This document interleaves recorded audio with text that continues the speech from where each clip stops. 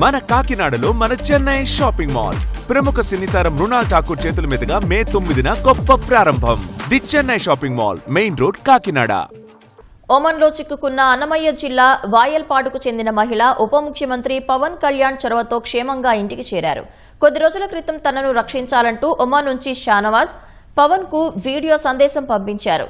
వెంటనే స్పందించిన పవన్ ఈ విషయాన్ని భారత విదేశాంగ శాఖ దృష్టికి తీసుకెళ్లారు. స్పందించిన అధికారులు షానవాజ్ ను కాపాడి విమానంలో ఢిల్లీకి పంపారు. అక్కడి నుంచి జనసేన నాయకులు మంగళగిరి కేంద్ర కార్యాలయానికి తీసుకొచ్చారు. ఆమెకు వైద్య పరీక్షలు చేయించారు. తనను కాపాడిన పవన్ కు షానవాజ్ కృతజ్ఞతలు తెలిపారు. భారత రాయబార కార్యాలయ అధికారులకు ఉప ముఖ్యమంత్రి పవన్ ఎక్స్ వేదికగా ధన్యవాదాలు తెలిపారు. నా పేరు షానవాజ్. నాకు పవన్ కళ్యాణ్ గారు ట్రీట్మెంట్ ఇప్పించారు. చాలా హెల్తీ ఫుడ్ ఇచ్చారు. నాకు ట్రీట్మెంట్ బాగా చేసి ఇంటికి పంపిస్తున్నారు. నాకైతే ఇప్పుడు ఏం ప్రాబ్లం లేదు, ఇప్పుడు బాగానే ఉన్నాను. నాకైతే జనసేన వాళ్ళు చాలా హెల్ప్ చేశారు.